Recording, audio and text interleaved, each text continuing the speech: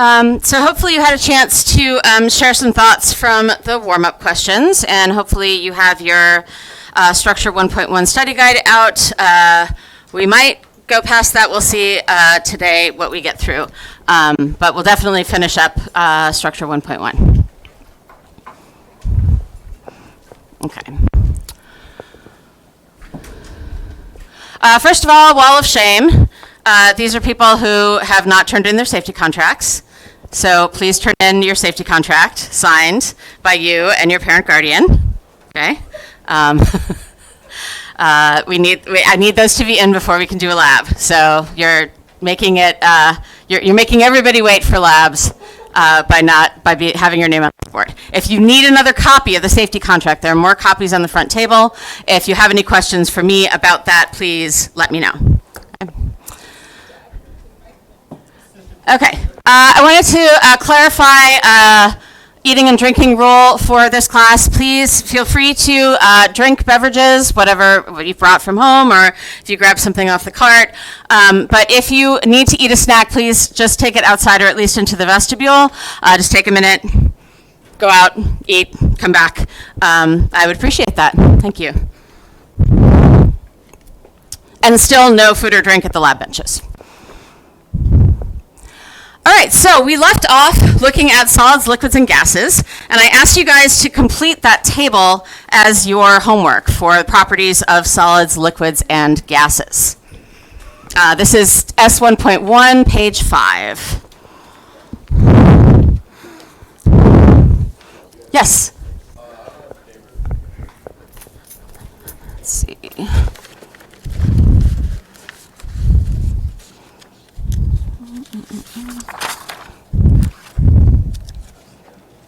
Anybody else need the packets?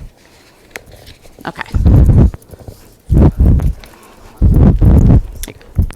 Does anybody need a folder for their chemistry stuff? Anybody need a chemistry folder? Okay, cool.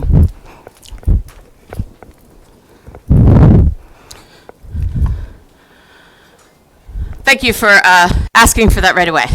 If you're ever missing something and you're like, I think I should have this and I don't, please speak up before we get into it too much. All right, so we talked about how we talked about the particle diagrams for solids, liquids, and gases.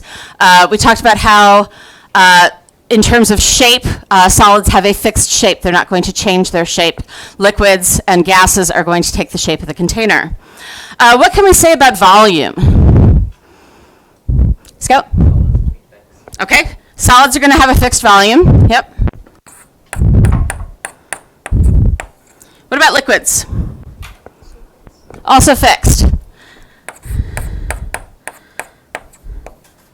Under normal conditions. Okay. How about gases? Not fixed.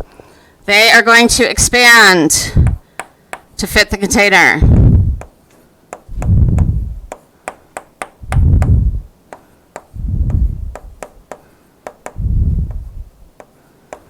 And by container, I could be talking about a gas cylinder. I could be talking about some sort of reaction chamber. I could be talking about the room. The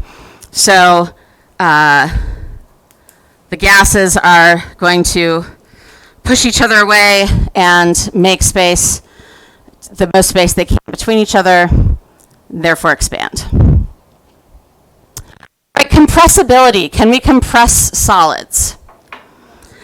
Yeah, not really very much at all, unless they have air pockets in them that we can crush, right? So like a foam styrofoam is a solid, but there's a lot of air in it. So yes, we could compress a piece of styrofoam down, but the solid structure itself is not going to be compressible.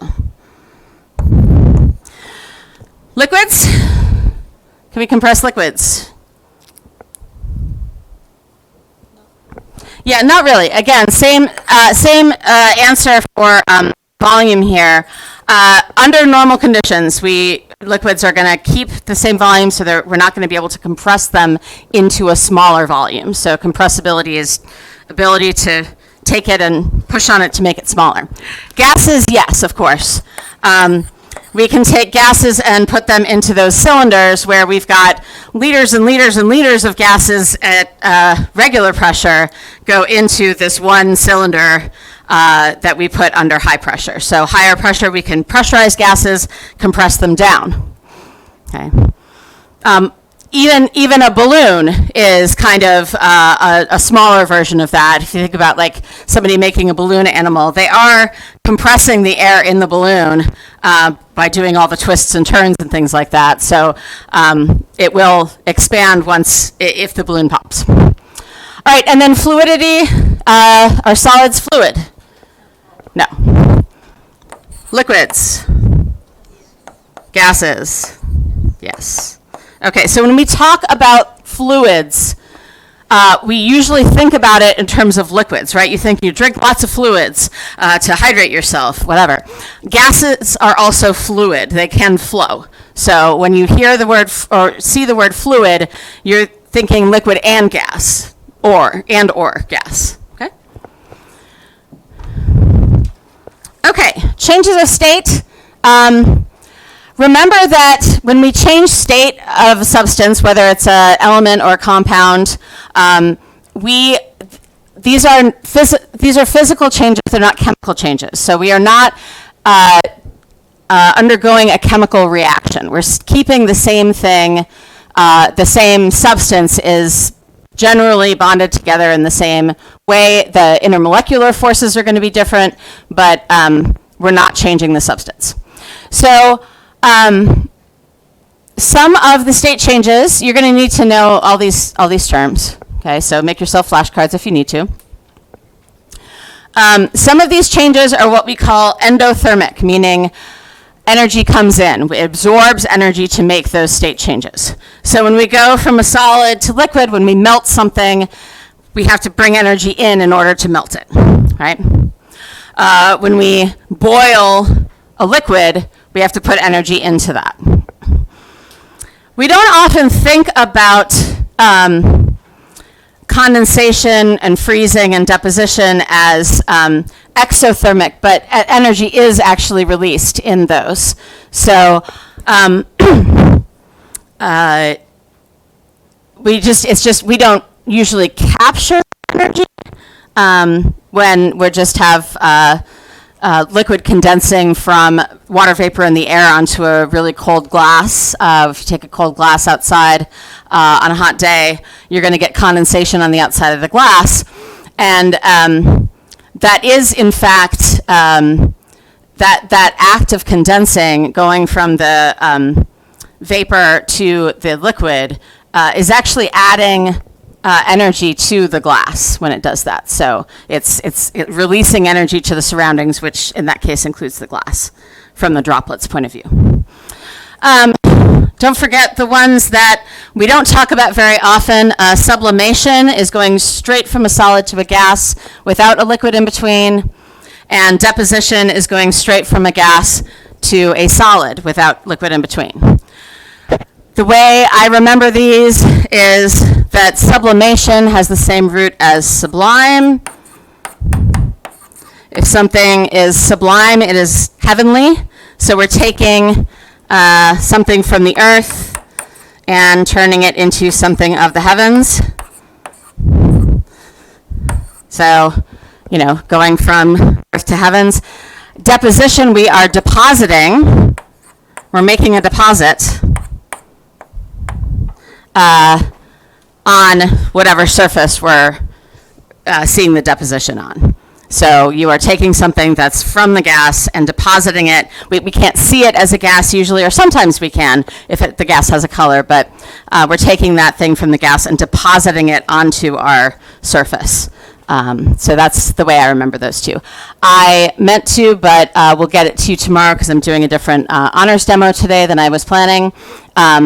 But I will put a demo for you guys tomorrow that you'll get to see in the hood of iodine going through sublimation and deposition at the same time. So you'll get to see what those look like. Most of you have seen sublimation if you've worked with dry ice. So dry ice is dry because the carbon dioxide goes directly from solid to a gas at our normal atmospheric conditions and temperature. Okay. But we don't see a lot of deposition. We don't think about deposition in our daily lives very often. Questions on this? No? Okay. I'm not going to make you fill this out, okay? If you would like to, as part of your studying, fill this out for yourself and or check the answer key that's posted and to see if you have it right, then feel free to do so. But we're not going to take class time to do that because it's right on the chart above it, right? Okay. All right, so in honors chemistry, we learn about state symbols. So we have 4 typical states that we talk about in chemical reactions. So the solid, the liquid, and the gas.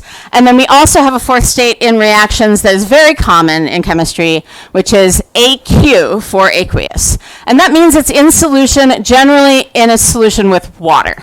So I would write a little H2O here. We wouldn't call something aqueous, if it's in solution with a solution of alcohol, for example.